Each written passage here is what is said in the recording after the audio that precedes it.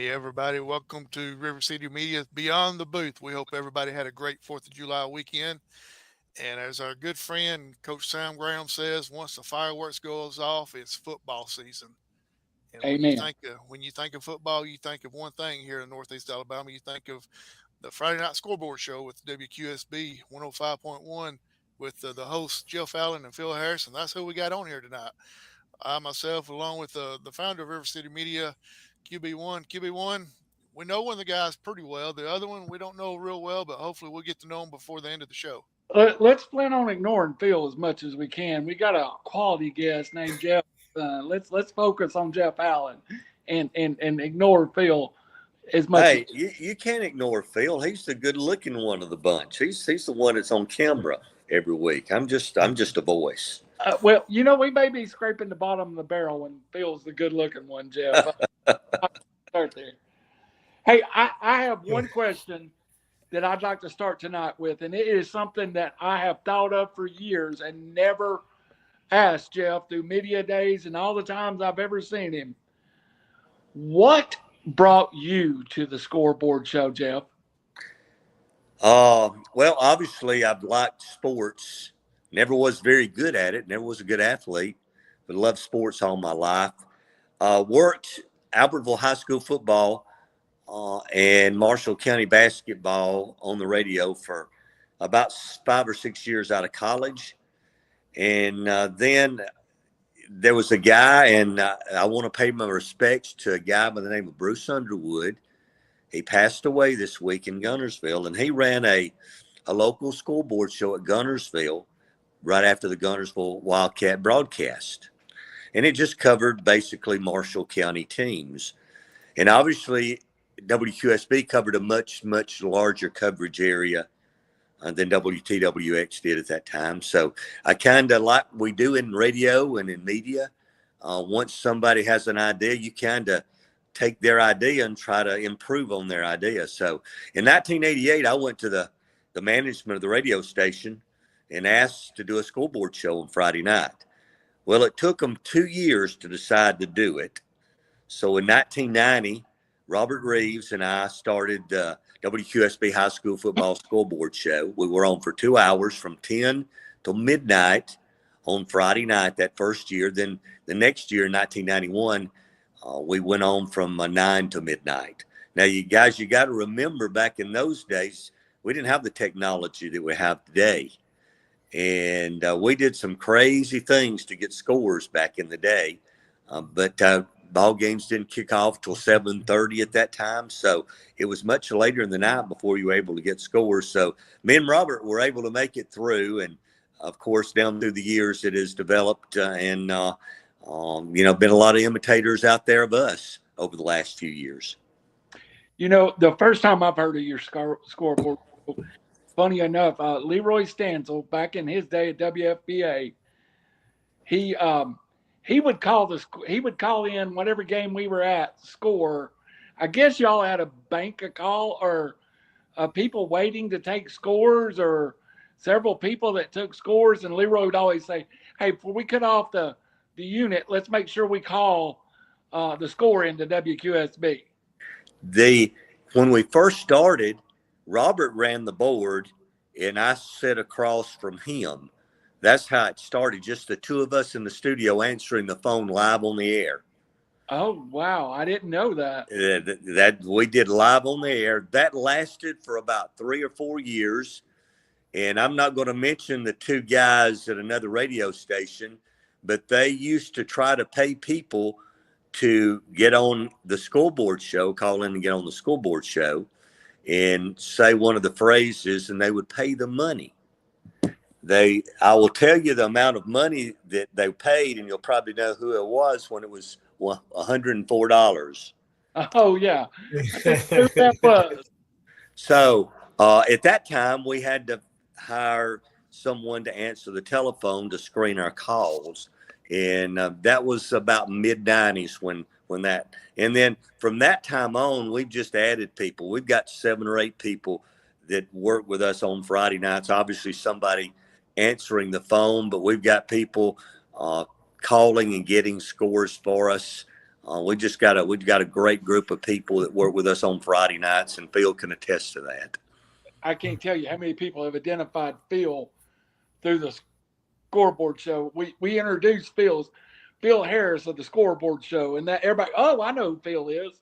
So the Scoreboard show carries some weight with the folks out there. Well, and I appreciate Phil. I think this will be what, Phil, 17 or 18? I think it's 18. I'm pretty sure it'll be 18th year. So Robert was with me for 8 years. Then a gentleman by the name of John Holder worked for 4 years, and he went off to Anniston and started his own Scoreboard show. Then there was I kind of wandered through the wilderness for about 5 or 6 years until Phil decided that he wanted to leave Scottsboro High School football and basketball and come on board with us at QSB. And it's worked very well for the last 17 years, headed to number 18. Well, that's the perfect segue to my first question for Phil. When Phil, we all knew you from the Scottsboro Wildcat Network, and we all heard you call games for years. Matter of fact, you and I called games in 1991 before you and Leroy kicked me out of the booth and made me go to the sidelines. Probably the best decision y'all made. But that was a 3-man booth, sometimes a 2-man booth. What made you want to get away from calling games to go to the Scoreboard full time? Well, I enjoy doing the play-by-play football. Of course, my job kind of sort of got in the way, and it limited my time. But also, it was one of those things where it wasn't the ball games, it was the things that were going on behind the scenes. And I kind of got a little bit frustrated. And so finally I just decided I was going to not do that anymore. And I thought, well, this may be the end of my day. I mean, this is it. I remember my last game, I told him it was on a Friday night. And then Tuesday, Jeff called me and asked me if I'd be interested. I said, well, I'll give it a shot. And I said, I'm not doing anything else right now. And, and from there on, it pretty much is history. I enjoy that now. And I've had other people ask me about doing things. And I said, well, I enjoy doing Scoreboard. It's more than the money. It's more than just getting paid to do it there. It's just, it's a special bond that we've had on Scoreboard show, and we get to speak to a lot of people, and it's something I don't want to give up. I've told everybody, I said, well, I'm not going to leave QSB Scoreboard until it leaves me. So, I just enjoy it that much. Howie, I'll come to you after this question, so be ready.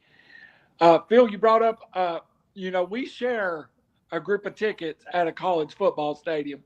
We won't go into one because it's probably not the most popular one in North Alabama.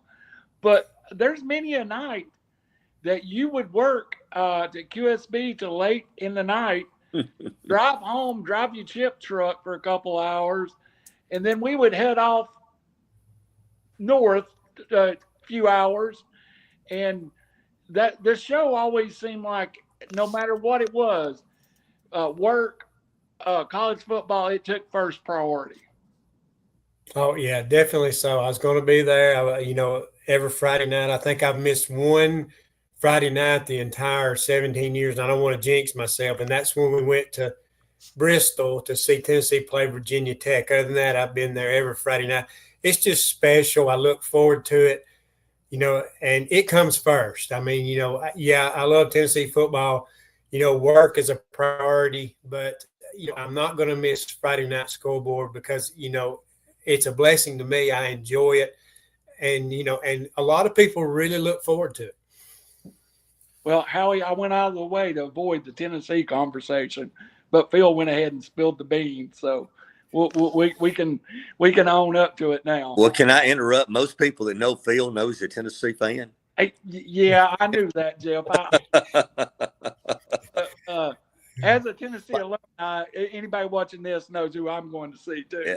Yeah. Just like most everybody that knows me knows I'm a University of Alabama fan, University of Alabama alumni. So, hey, that's Tennessee and Alabama guys can work together. Hey, you know what?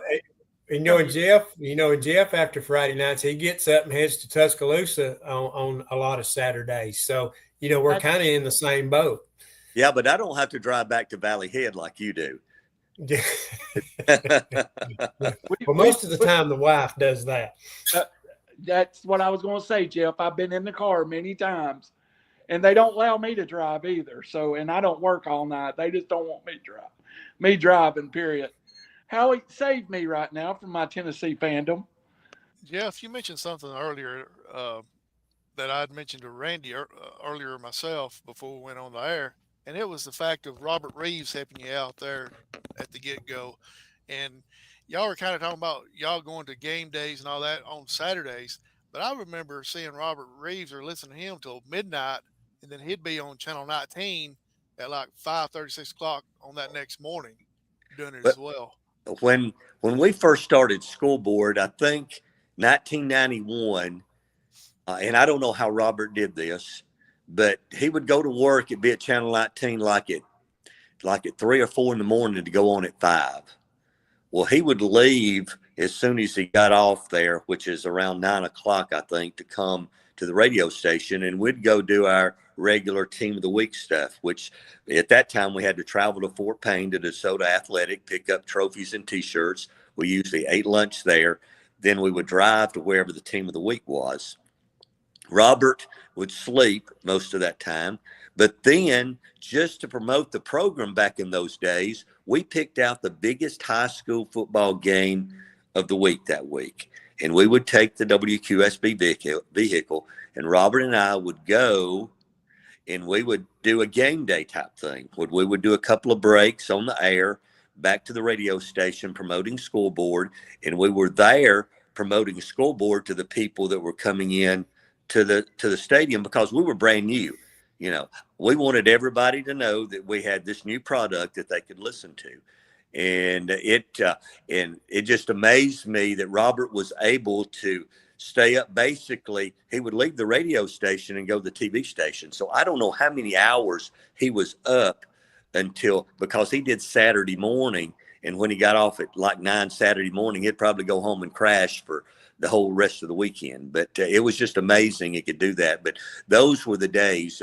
One of the greatest memories I have about those early days of Scoreboard, and Phil may remember this, it was about 1993, I think, and they wanted us to do a live Scoreboard show from DeSoto Athletic there in Fort Payne. And Brant Craig was the owner at that time, and Brant had a loading dock out back, and we set up on that loading dock. And he set up a tent and had a few things for sale. And I told him, Brant, nobody will show up. Why would people show up to see us talk, Robert and I? Well, by the end of the night, the police were there. The road was blocked. And I remember this is the Valley Head team, I think, had played at Collinsville that night. And they were coming back through. Instead of going down the interstate, they came through downtown Fort Payne, and they got off the bus, and they were there at the Scoreboard show. So it's one of the greatest memories I ever have about how big that show was that early, because we were it. We didn't have really any competition at that time. Guys, nowadays just about everybody, as y'all probably know, has one on Friday night. But that's one of the greatest memories I have about the Scoreboard show. Of course, that's been over 30 years ago now. Crazy. Hey, Howie, I'm going to tell Jeff how Phil gets through it with no sleep. Coffee and scratch off lottery tickets. That's how as soon as he hits the state line. So you have to stop, huh? Yeah. 4 or 5 times on the way. Phil, Jeff told us about his most memorable moment. How about yourself? Golly bum, there's so many. Lord, I don't know. I guess probably my most favorite things to go do is when I'm able to break away and go to the Team of the Week, because we get to see a lot of the kids' faces. They know our voices, but they don't know us. And you get to speak with the coaches and whatnot. So probably the most memorable times I've had doing Scoreboard has been going to the team of the week. I don't get to go often, but I really enjoy that part of it. That is one of the greatest things, and I have to give Robert Reeves credit for that. I came up with the idea years ago when we first started Scoreboard. We always gave a school trophy for team of the week, and they would put it in the trophy case or in the football building. But the kids who earned team of the week, they didn't get anything. So Robert, then working with Coca-Cola, decided to go to Coca-Cola with this idea. And we went to Scottsboro and met with the people there. This was before they sold the Coca-Cola down to Anniston. But we went over there and met with the folks, and they loved the idea. They gave us T-shirts that we took to Brant Craig at DeSoto Athletic, and he printed the Scoreboard logo and the score. I wanted the score on the back of the T-shirts. And for the last 35 years, 36 years, I don't know how many thousands of shirts that we've handed out to kids, but you'll still see them. I remember one time going to Galesville High School, and this has been about 15 years ago, and walked into Galesville High School, and there was one of the coaches, I didn't remember him, but he had a Team of the Week T-shirt on that was about 10 years old. It was tattered, but that was his favorite T-shirt to work out in because he was working out before the kids got there. It's just those type stories. And he told me then about his team and being Team of the Week, and he relived those moments of his team being Team of the Week. And, you know, that just gives me chills right now, just relating that story to you, that I had just a small part of doing that. And like Phil says, that's very rewarding to do that every Friday for 11 weeks in the fall. Hey, I once saw a team shirt at a concert in Nashville. I was sitting there and I looked down and saw the QSB logo, and I was like, what is that? And I walked down there, and the young man, I don't know who he was, he had on a Team of the Week shirt. This was 20 years, probably 15, 20 years ago, at a concert, sitting there in the middle of a crowd, knowing nobody, looked down and said WQSB Team of the Week shirt. Well, you know, kind of to piggyback off the story like Jeff told, like this, for instance, last year, my niece, Kinsley Worthy, she plays basketball. She's also a cheerleader at Fort Payne. And we talked about, you know, because that was kind of special that day because I got to be around, you know, her because she's on the cheerleading squad. So that, you know, so that meant a lot. So when we talked about it on the air that night, several players and folks text said, hey, they're talking about you on the radio. And Kinsley told her mama the first of the next week, she goes, everybody knows who I am now. You know, she says, everybody was talking about how I was being talked about on Friday Night Scoreboard. So, you know, it just goes to show you when you mention, you know, good things about folks and mention these kids, it means a great deal to them, means a great deal to their parents also. Hey, guys, just another little story about T-shirts. I know that, and Phil may have been there. I think it was not the 2025 regional tournament. It was a 2024 regional tournament, basketball tournament at Jacksonville. And that year, I believe Geraldine had defeated Fife in football. And Geraldine was playing Plainview for the right to go to Birmingham in the regional championship game. You know, they played 4, 5, 6 times that year. So, you know how the kids do. They're all in the end zones down there. And the Geraldine kids had on black shirts when they came in. And all the football players sat down low. And I knew they had on Team of the Week T-shirts.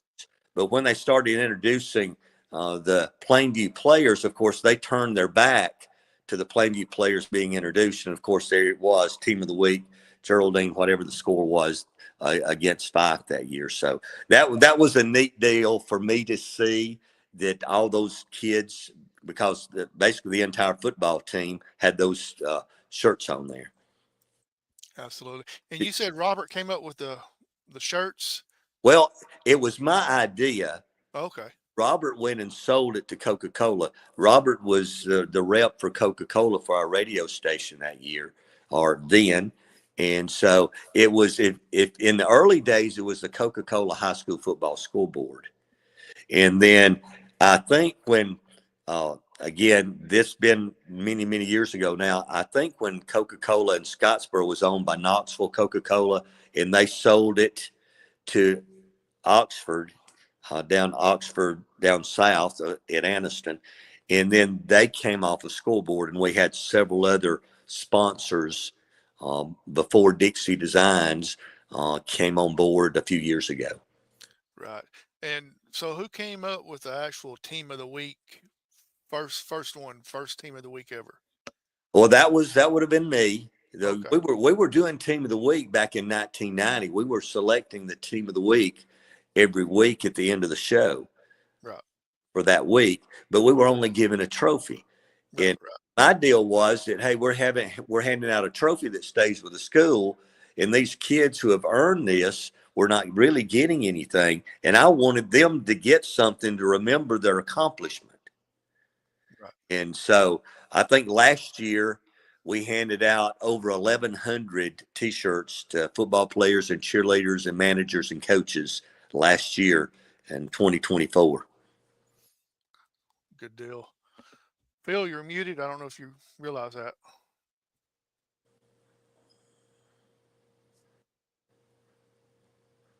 Phil, can you unmute yourself?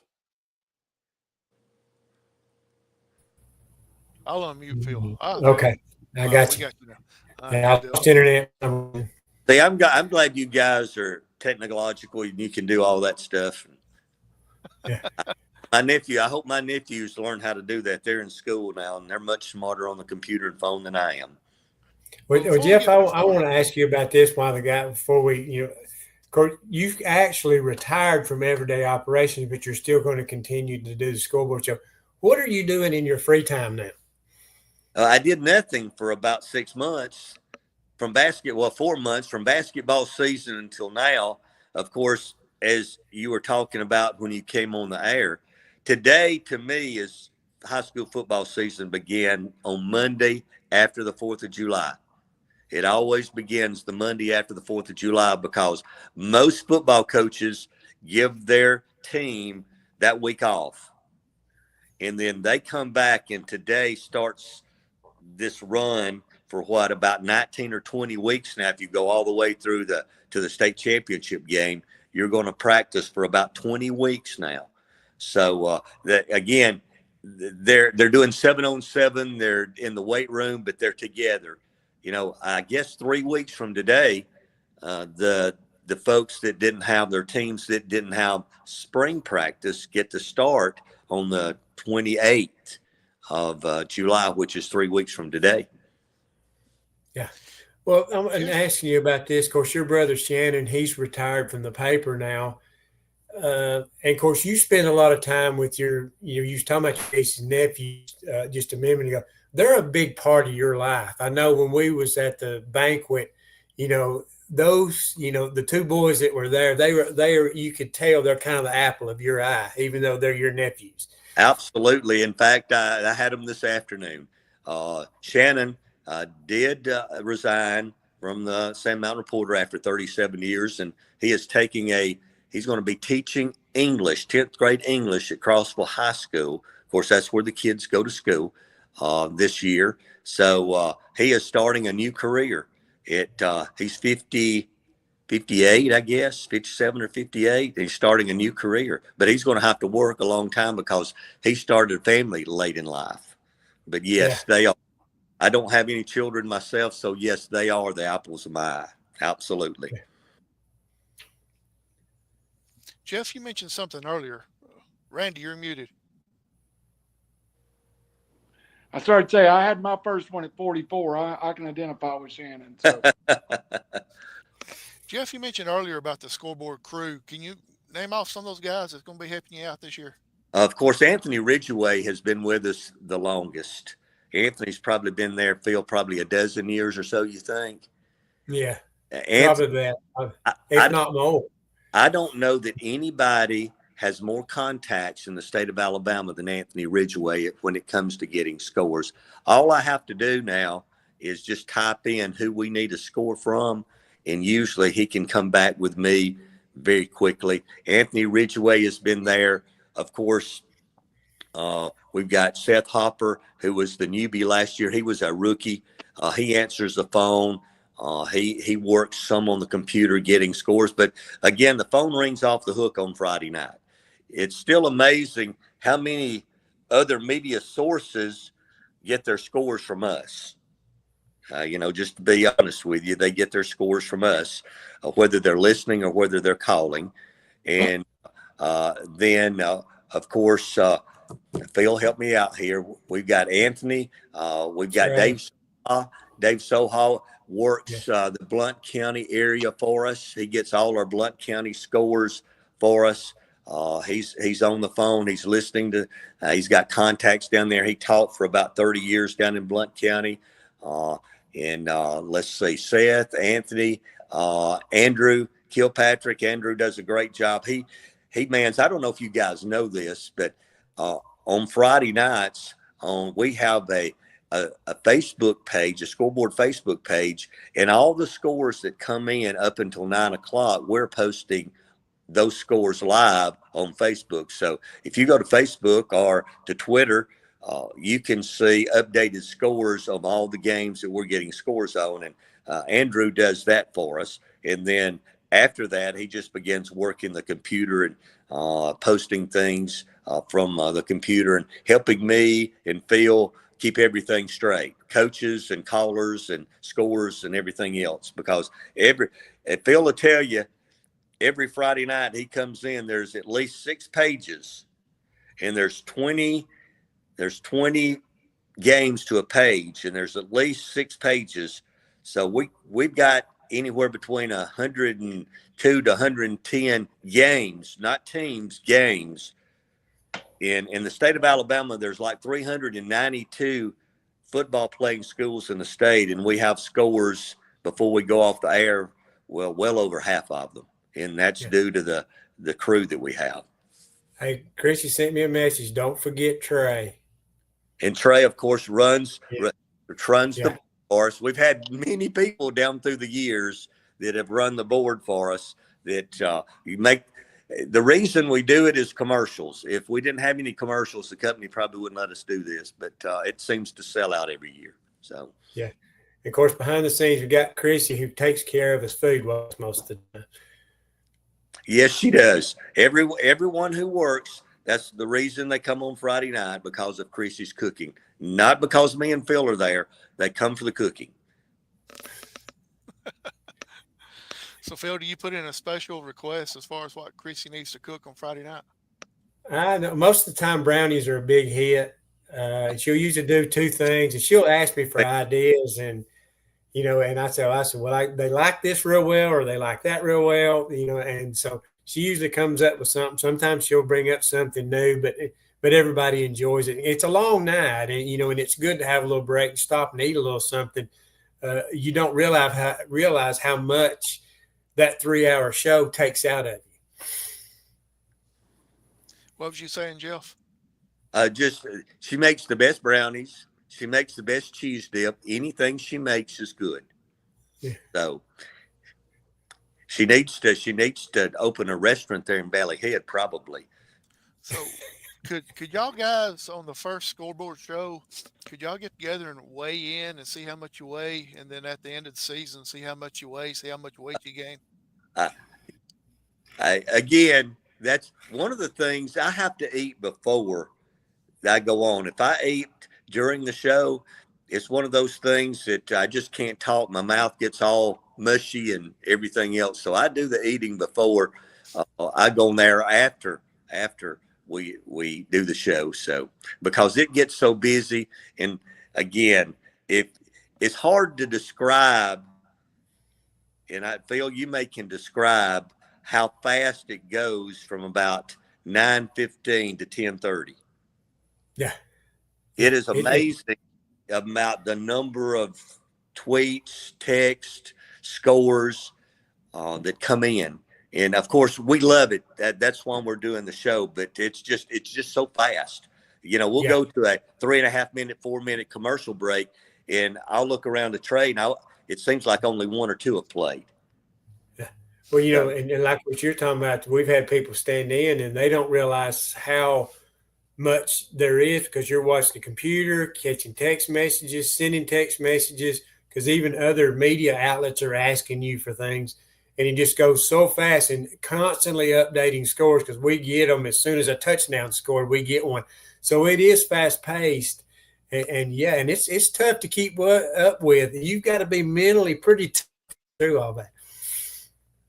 Yeah, about 10:30 on Friday nights, things start slowing down, because by that time, 10:20 to 10:30, you've had most of the scores in, and that's when we start texting and calling coaches that have had a good outcome, and try to get 4, 5, 6 coaches with us with us the rest of the night.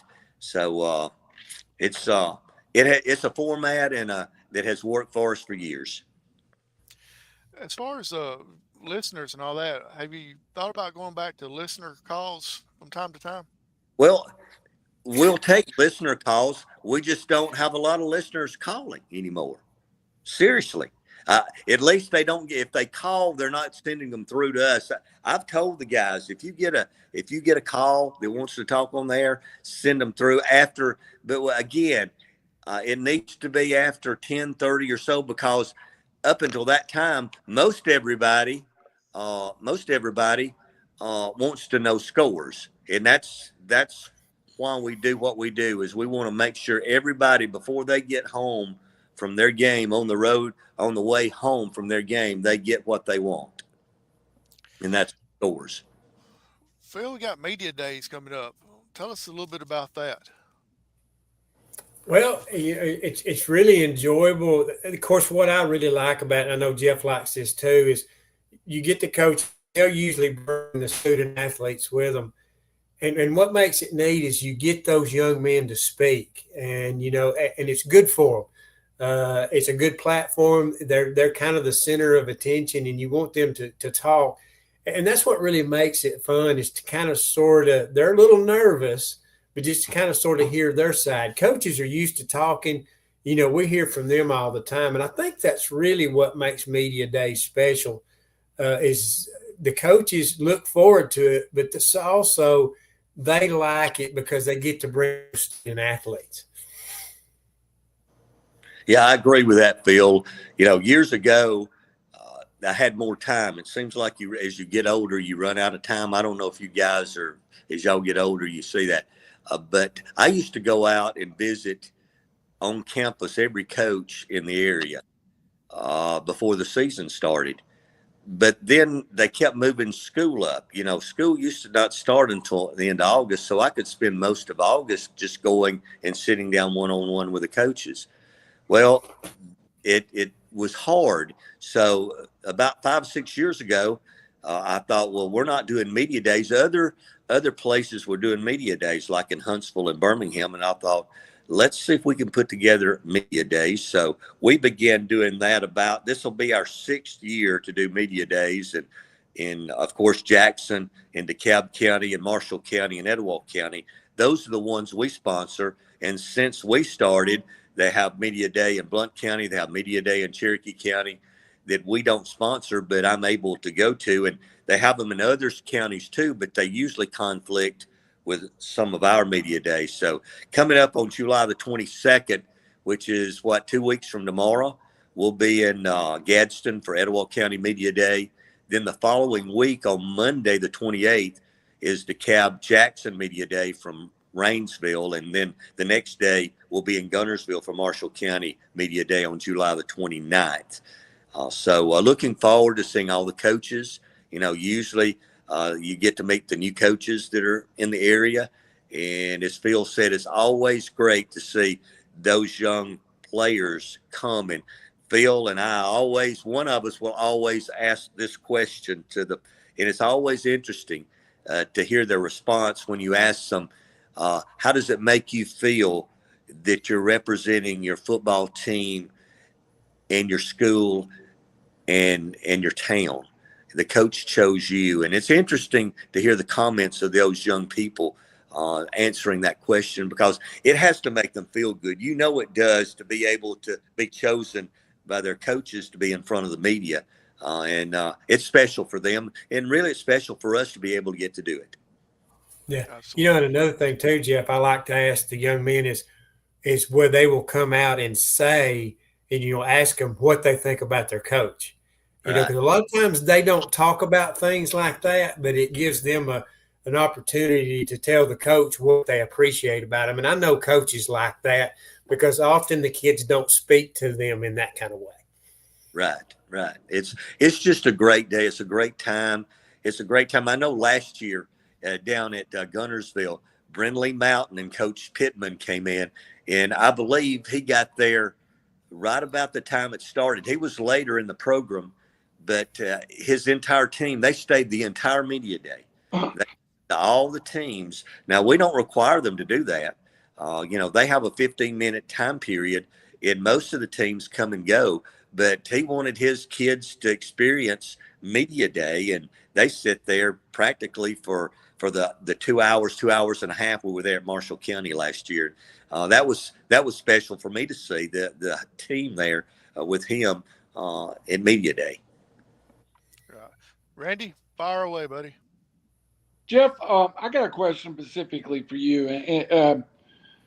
Do you have any stories or anything you'd care to share with about dealing with a coach after a loss that comes to your mind? Because I know most of the time y'all talk to winning coaches, but as the playoffs go on, a few times I've heard losing coaches call in.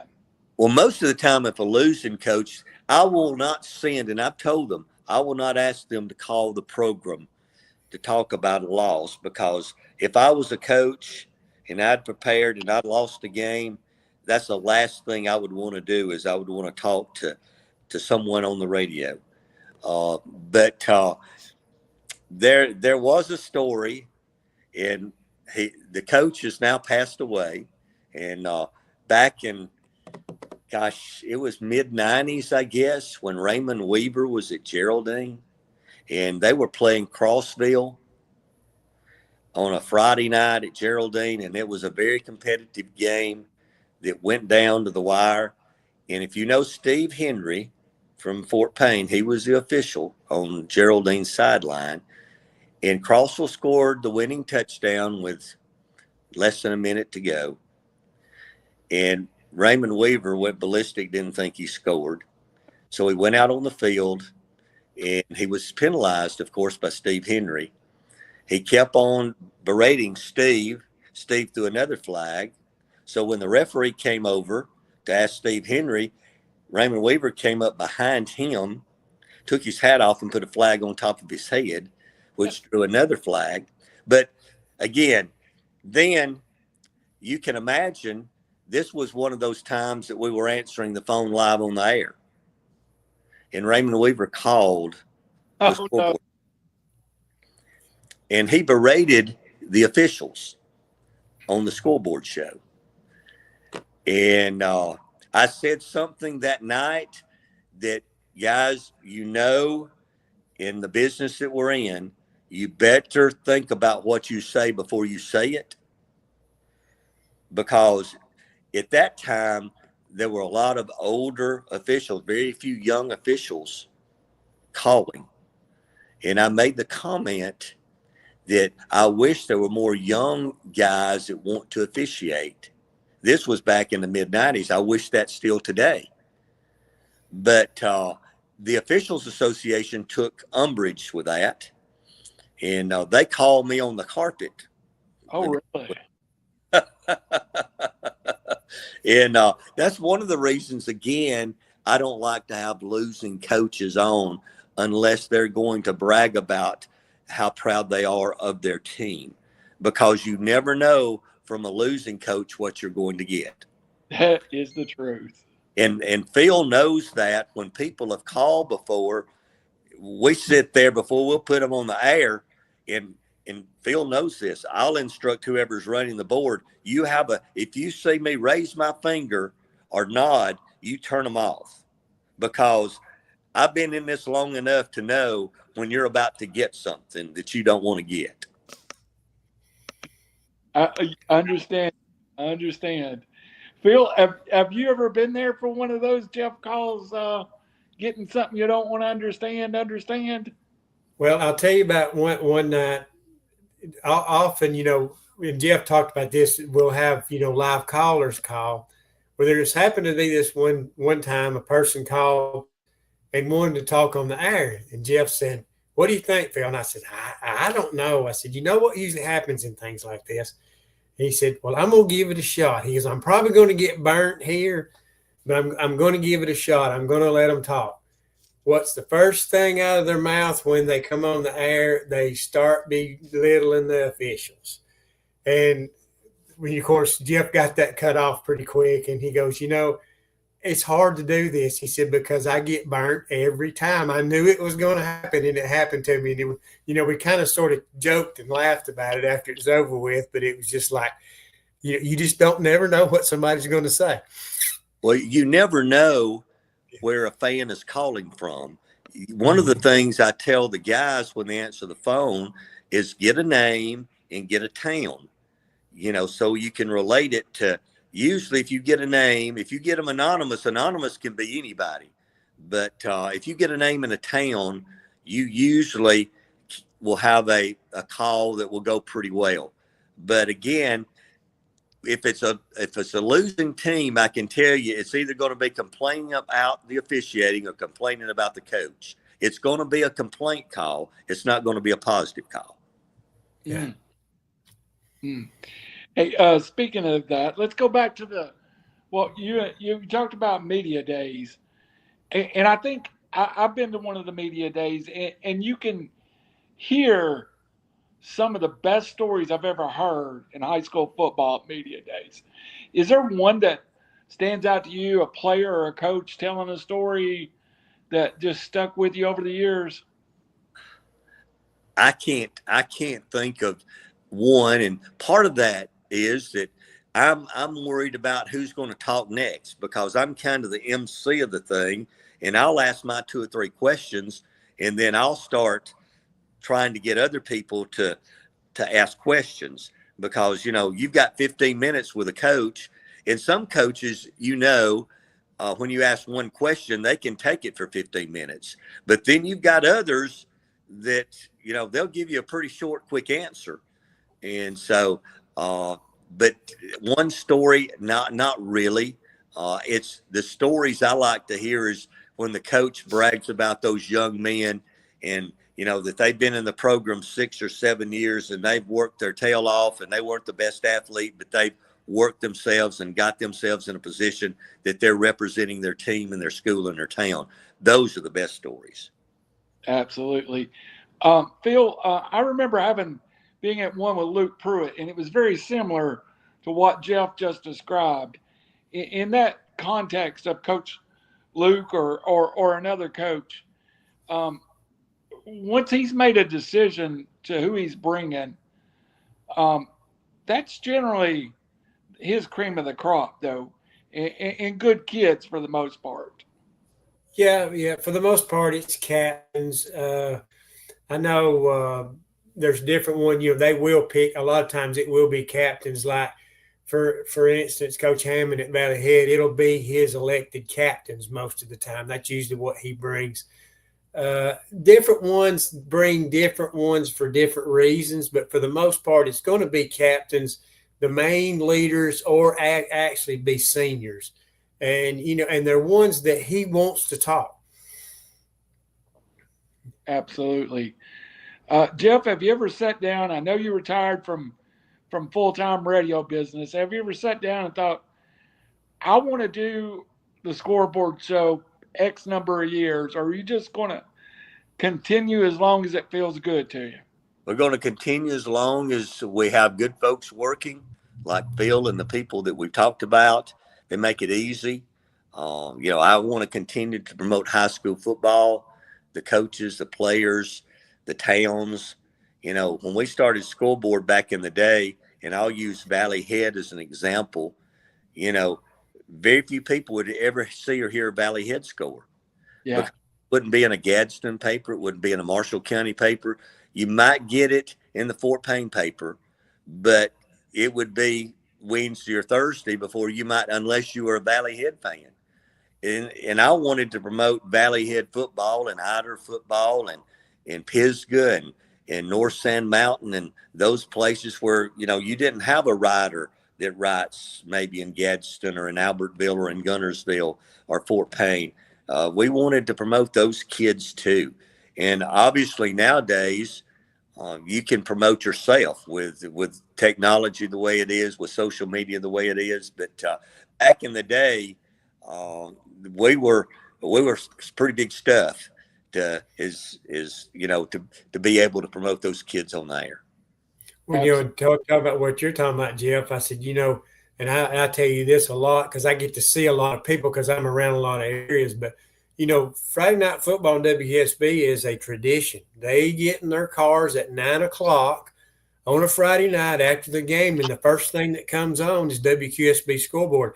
And there is all these social media outlets to find out things, but a lot of people will say, hey, it's funner when we play away because we get to listen to the show all the way home. Right. And so, it's kind of become a tradition. And then, and you now hear stories behind the scenes. And I've told you this, we don't realize it, but a lot of times we're doing God's work and don't realize it by promoting these communities and things like that, because it gets back to them and you hear stories about it. So, the show is a good thing. I mean, like Coach Robertson told me one time, he goes, we could get at Hope's Bluff.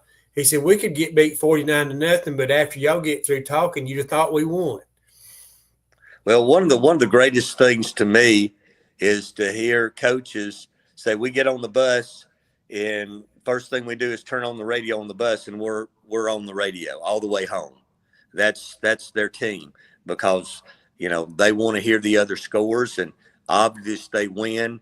We brag about them a little bit. If they lose, we really don't say a lot because, we just want to be positive in everything that we do. Hey, I'll tell you, I've told Phil this story, Jeff, and Howie, you can go after this. I do high school football in Tennessee. I'm obviously in the Chattanooga area. So generally we're giving scores update. And by the time I'm off the radio, I know everything that's happened in the Chattanooga area. The first thing I do is turn on the app, which I think is so great, and listen to you and Phil at least for a segment or two so that I can get all the Alabama scores because I've got to tie to all those communities. So even though I'm not in the area, the fact that you're streamed live and you can get on and listen to you, a lot of times you're part of people's lives outside the state even. One of the greatest stories is one night. Phil was working with us. It's been 4 or 5 years ago, Phil, when we got the text or an email from a guy that was, I think, in the South Pacific, somewhere in the South Pacific, that had played at one of the Marshall County schools, that was listening to Scoreboard on a ship. He was in the Navy in the South Pacific. I get chills thinking about it right now. And of course, I don't know what time of the day it was where he was at, but he was serving in the Navy on a ship and listening to the Scoreboard show. That's awesome. That is awesome. That is. Howie, go ahead, buddy. Y'all are talking about everybody listening to the Scoreboard going home and all that. Everybody's able to do that except for Fife. They finish at 8:45, so they have to go in their house and turn on the radio there. You're right. They're always the first one, but a lot of times in the last 25 or 30 years since Coach Benefield there, they have a running clock in the fourth quarter. So. Well, Jeff, and Coach Benefield's not struggling to call plays. He only got about 3. Now, he blocks it 97 different ways, but he's only got 3 plays. So it works. It speeds it up. That's good coaching. If you see a play that works, you keep calling it. That's good coaching. I told him, and he made me look like a fool. Yeah, well, I mean, it's just like he used to tell me. He goes, Phil, but I've got one surprise for them. They don't know if I'm going to go left or go right. Yeah. You got a tight end that's playing at Alabama this year, matter of fact. There's a story about Coach Benefield that one of the other coaches, assistant, I think, told me he was playing on the road, I think, in a playoff game, maybe Woodland or somewhere in that area. And coach came up, or the official came up and asked him, Coach, have you got any specialty things that we should look for tonight? You're going to bring out a trick play? And Coach Benefield said, yep, if you see the ball in there, it's going to be a fumble. True. We love Coach Benefield. Absolutely. For him. Go ahead, Howie. So, Jeff, you mentioned something earlier about you used to go around to all the schools, talk to the coaches, get to be one-on-one with them some. Do you not do that as much now, or is that something you just kind of limit to certain schools? Limit to certain schools. It's just hard for the coaches. Back in those days, when school didn't start till later, you knew you could catch them in and around in August. But now school starts at the 1st of August, and they're in class, and most of the instructors and teachers, they don't want people to be bothered, to sit down 15 or 20 minutes and talk with them. And it just became harder for me to get around to everybody. I got older, and it's just easier to bring them all together. Yeah. Well, and I think it works, Jeff, because you build a relationship with them at media days, and then they talk to us on Friday night. So it's not like they don't know who we are. Right. And, I miss that. I miss sitting down one-on-one with coaches. But again, when you go and visit 30 or 45 minutes with one, then you've got to drive 15 or 20 minutes to another and visit 45 minutes with them. When you've got 50, 56 coaches to visit, you run out of days and run out of time. And it just, because as the years went along and you build up relationships with these guys, you end up talking and being there longer than you meant to be. Phil, let's go back to last year's media days real quick, and Coach Benefield and the Red Devils came in, and Logan wasn't with them, and people's kind of wondering why. Then Coach Benefield broke the news about Logan going to Clemson. Is that one of the better memories that you got of the media days, hearing about a young man from around here going to an ACC school? Yeah, I think it was great to hear, because we've got so many good football players from around here. But all of a sudden, these guys are on the map and getting to go into D1 schools. I mean, that used to not happen. I mean, I'm talking about one of them is Adam Gilbert, who's the coach at Pisgah right now. He'll be the first year. Well, he was an outstanding football player, but he went to Cumberland. Well, now his son's going to Jacksonville. So, and I think some of that is we've got great coaches around here, and the bar has been raised. And so we're seeing things like that happen where these schools are taking chances. I mean, look at Brody Dalton now. He was at UAB, went to Troy. Now his senior year is going to get to play at Alabama. That's huge. And that gives these other guys around here a measuring stick to, hey, I want to do the same thing. So it's great to hear those kind of stories. But, yeah, when you hear of him going to Clemson, that opens the door for other athletes to maybe get to a higher level. I'll tell you a story about that. Coach Benefield told me back in mid-July last year before media days that Logan was going to commit to Clemson.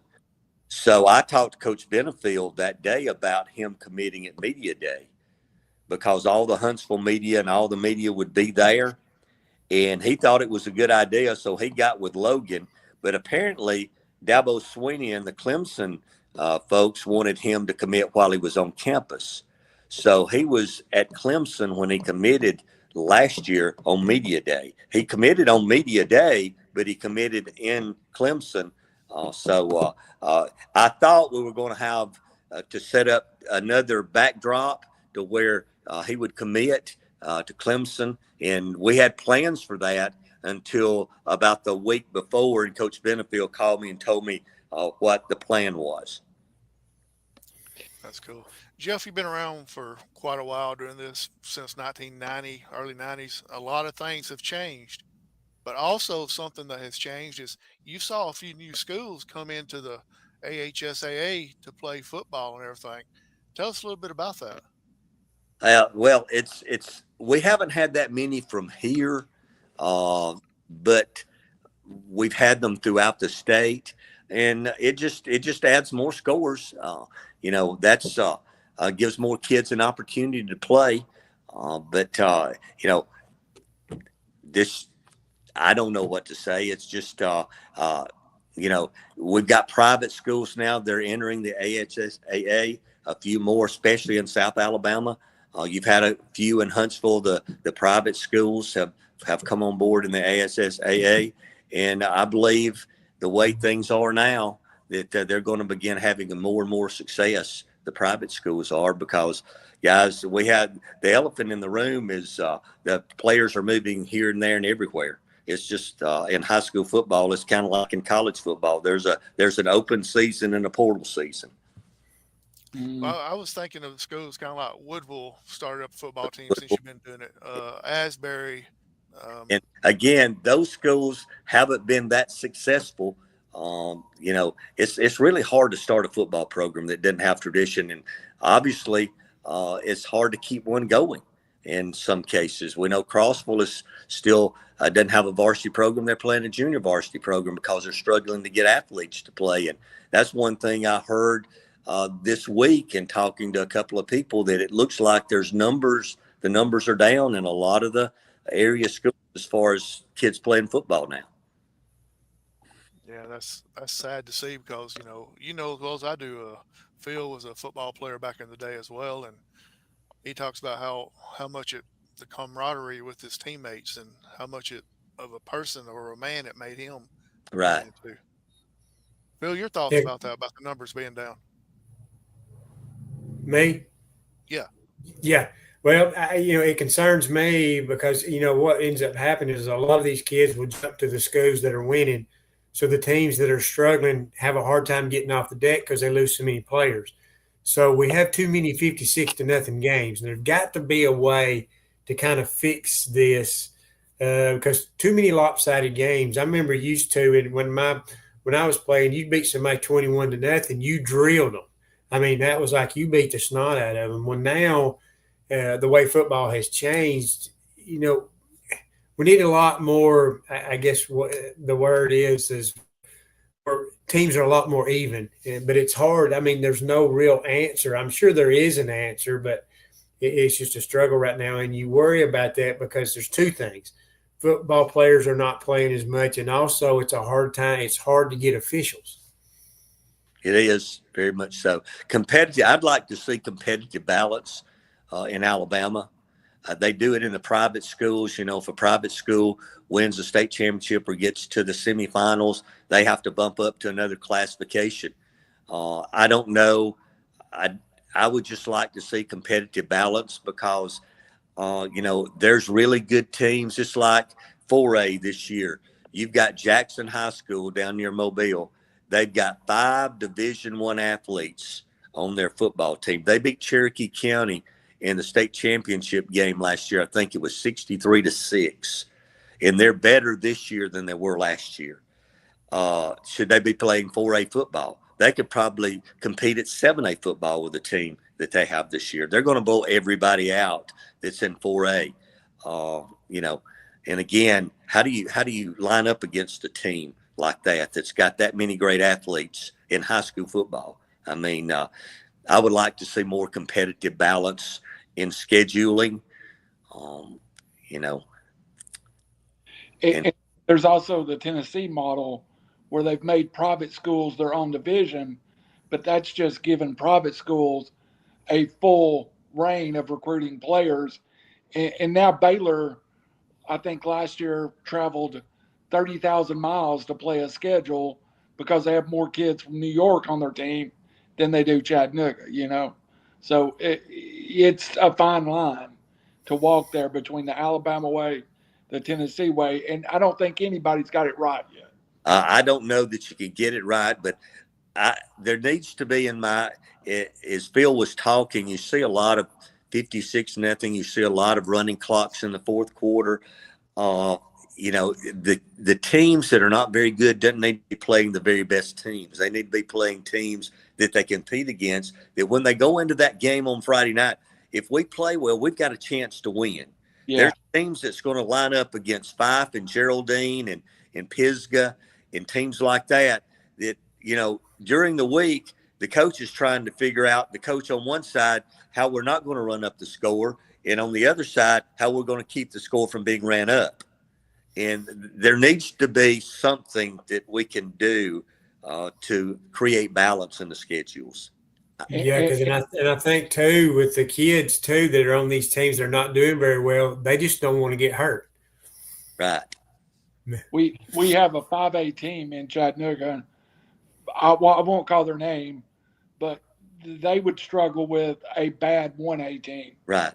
They still got to go field against East Hamilton and Bradley Central and schools like that. So, well, guys, in the state of Alabama right now, there's a school in Huntsville, and Phil knows who I'm talking about, and people in Alabama know, that's lost 91 consecutive games. Mm. They hadn't won a game in 9 years. 9 years. Now, how do you field a football team each year? I think last year they were playing at the 6A level, and at one time I looked at their roster, and they had 18 players on their roster. Yeah. And they were playing Muscle Shoals and Hartselle and Athens and those type teams with 18 players. I mean, yeah. And very rarely are they even competitive. I know there was a couple of games last year they were in for a while. But yeah, you root for them. You see them come up, and you root so hard for them. It would be so nice to see them win one. You'd like to see them play a team that they can compete against to give them an opportunity to win a game. Absolutely. Hey Phil, how many teammates did you have on your team? There was 23, 12 seniors. We had 23 players. That was a 1A school back then. Yeah. And Jeff is talking about a 6A school with 18 players. Right. Wow. Yeah. Not all those were seniors. They were underclassmen on that 18. And when you're lining up against those guys, they're not going to win. And so. Well, Randy, you got anything else before we let these two young men go? No, sir. I could stay here and talk to Phil Harris. We talk to all the time. So it's kind of nice to talk to him, but I could sit here and talk to Jeff Allen all night. So we don't need to let them go. And thank y'all. And I do appreciate before you go, anytime that you guys want to come to the studio on Friday night, you're welcome to come in, sit in with us. We don't mind that. So just anytime that y'all would like to do that, you're in the area. Oh, that's one thing I do want to ask Jeff. We lost somebody that meant a lot to all of us, and I want you to comment on it. And that was Rod Cisco. Kind of a sudden thing. It meant a lot to a lot of people. I know I enjoyed always talking with him, but, he's one you can't replace. He is. You're right, Phil. Rod was a friend. He worked at QSB, I think, 35 or 36 years. In fact, Rod was one of the first guys that ran the board on Scoreboard show. He did it for 2 or 3 years when he was just breaking into radio. That's one of the things that they do with young people breaking in. They make them sit there and listen to me and Phil talk for 3 hours. And if they can handle that, then they can have a real radio job. But anyway, Rod was a great friend, great broadcaster. People loved him. And it was just a shock for when I heard that he had a heart attack and had passed away. And of course, thoughts and prayers are still with his girls, his son, and his grandchildren. Yeah, definitely so. And of course, Valerie Smith, she stepped in, did a wonderful job. It's great to see her step into that because we've been around her a lot because she was part of the Scoreboard show. Just about everybody who works at QSB has been part of that show at one time or another. They fill some kind of role for us at one time or the other. So, of course, when you've been doing it as long as we've been doing it, you've broken in a lot of new folks. True. 3 things, and then I'll let y'all go. First was this comment that Randy put up. Speaking of people, Janet and Daniel Adventures and Sites. I have listened to QSB Scoreboard for years. My late second cousin is CJ. Used to work at QSB. Go Big. Oh, yeah. Great. I remember hearing CJ on the Scoreboard show back in the day. Absolutely. Me and CJ has traveled many, many miles together. He used to go with me to visit coaches.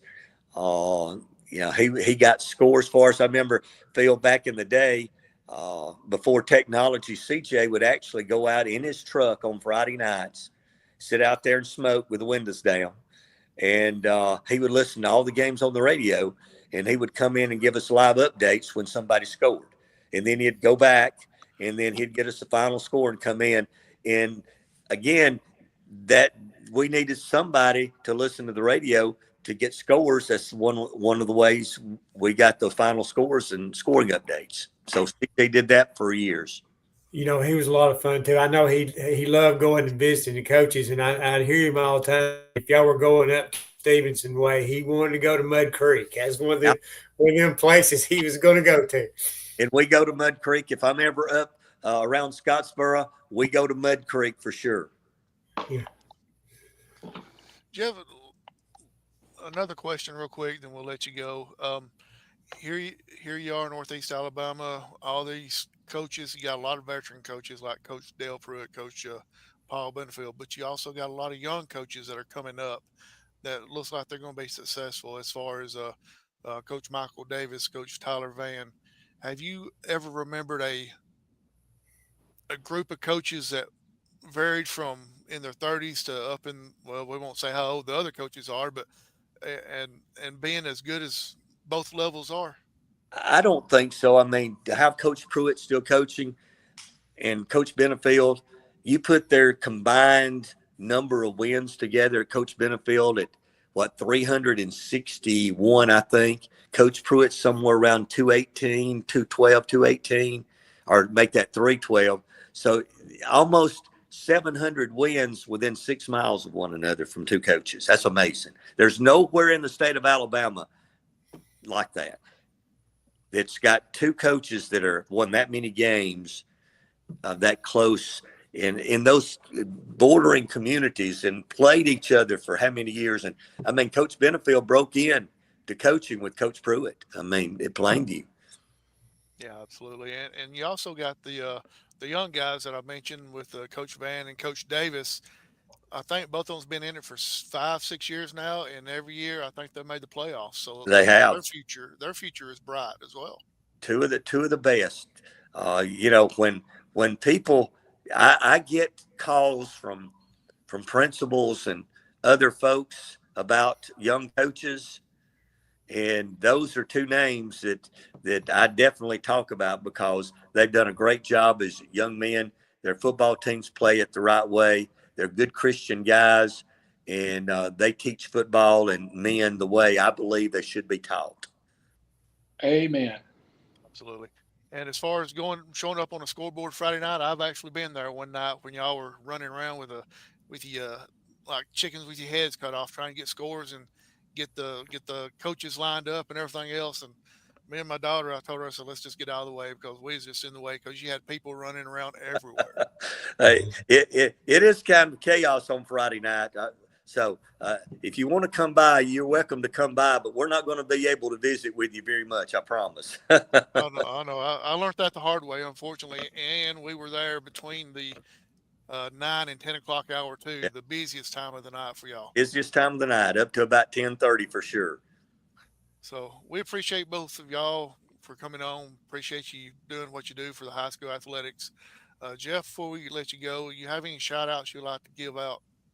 Just the folks that are listening, keep listening. You know, it's fun for us on Friday night. It's very rewarding for us, Phil and I, especially for me, to do the scoreboard, and look to do it for many, many more years. Thanks, guys, for having me on. Oh, thanks for joining us, Phil. It's odd for me to ask you this, but you have any shout outs? Because I'm used to co-hosting with you, but you have any shout outs for tonight? Well, I never really thought about it. I get, I shout out to Chrissy, of course, because she's always supported me in any of these adventures that we've been on. She's a football widow on Friday nights, but she knows I enjoy doing this. So, and also, I want to give a shout out to the staff at WQSB. Me and Jeff are kind of sort of the out front people, but those folks behind the scenes, we all work together as one, and without, just one missing piece throws everything off. So they mean a whole lot more than we give them credit for. Absolutely. I think someone we talked about a little bit earlier, Valerie Smith, Jeff Allen. Did Did we speak of her earlier? I don't remember. Talking about Chrissy, she makes the best food, period. So apparently Chrissy's food's been around quite a bit. So Yeah. so, Yeah. Valerie's a big Chrissy fan. Hey, I get the leftovers. That's all before I let y'all two go, one last thing. I promise this will be the last thing, then I'll let y'all go. Jeff Allen, Alabama's record this year. You got a prediction? Oh, I think we lost Jeff. Phil, how about you? Tennessee record?